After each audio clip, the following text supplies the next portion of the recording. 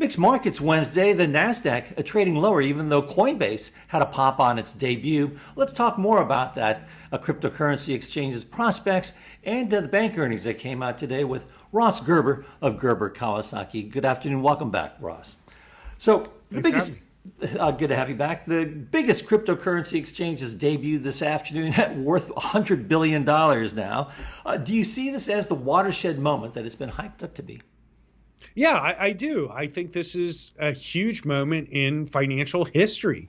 It's the first time we've seen an exchange and a decentralized monetary system that has really been a threat to the current monetary systems for its entire existence, now becoming legitimized as a New York Stock Exchange listed company worth over $100 billion. And I think a new era has begun for what we would like to call decentralized finance or cryptocurrencies. Even the listing of tokens now of actual stocks is happening on the Binance exchange. And you know, when you see how these networks work and how sophisticated these companies are, it kind of makes the JP Morgans of the world look like dinosaurs. We'll talk about JP Morgan in a second. Now, you've taken advantage of this decentralization. You buy Bitcoin on behalf of your clients. Would you recommend Coinbase to your clients?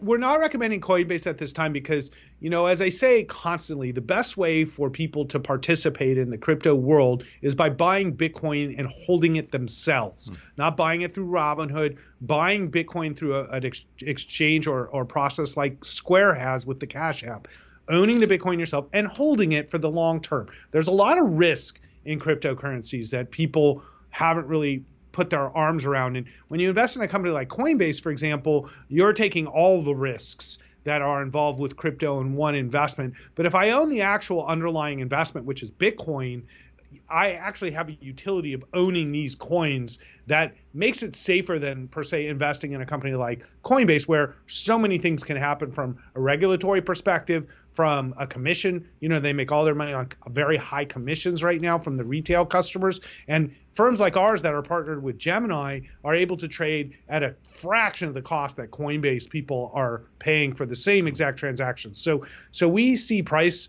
compression and commissions and many other factors, including regulatory, that could be a risk to Coinbase, where if I just own the Bitcoin, I get all the upside of Bitcoin and none of these risks. Things that we saw happen in the securities industry. Now, since you mentioned JP Morgan earlier, we had blowout earnings from banks, JP Morgan among them, with profits nearly quintupling. Got Wells Fargo and Goldman Sachs also with blowout numbers. We've already seen a big appreciation in bank stocks. Is there more room to run? Yes and no. I mean, banks right now are really a interest rate play more than a fundamental business play. I think banks are going to be massively disruptive by the Coinbases of the world, by all these fintech companies, PayPal and Square in particular. Young people today will not be banking in traditional banking structures, just like they don't watch cable television or go to the malls or go to auto dealerships.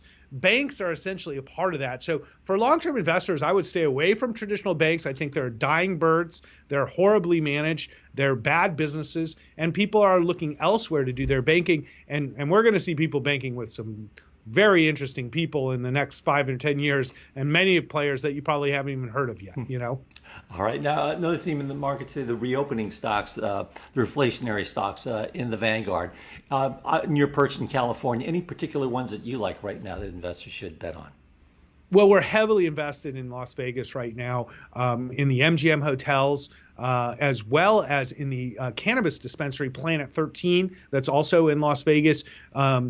The demand for going out and having fun has never been higher in my life. And, you know, there's so much pent up energy to have a good time, but yet doing that isn't that easy, especially if you're trying to travel to Hawaii or you're trying to go to places. It's a nightmare. I do not recommend trying to go to Hawaii right now. Everybody's there. Everything's overpriced. But I can just flip over to Vegas, drive there, or a short flight, have a great weekend. Things are opening up, and between sports and entertainment and gambling, and now also with the online gambling ability of these casinos, We're very bullish on the casino industry. Also, Penn Gaming has exposure to the casino business right now. All these local casinos we expect to be packed. And then with that, with Disneyland. So Disneyland's opening in a few weeks, and it's literally like the most anticipated event in Southern California right now. People are dying to get back to Disneyland. It's never been shut for this long in history. So we expect Disney to see and the theaters reopening to really benefit Disney now that they've built their Disney Plus business, but now they're going to get back this other business. And what they're going to see is record numbers of spending in the parks, around the parks, merchandise.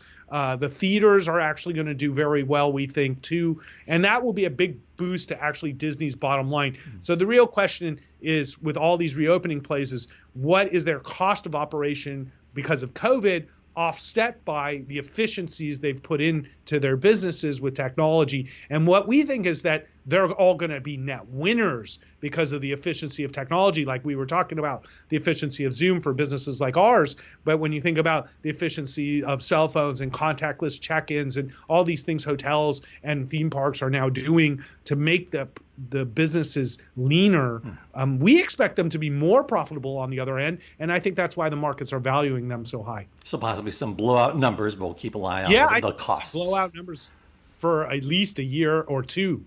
All right. Thank you, Ross, for your thoughts from everything from Coinbase to Bitcoin to Disney. Our thanks to Ross Gerber of Gerber Kawasaki. I'm Fred Kantayama in New York. This is Reuters.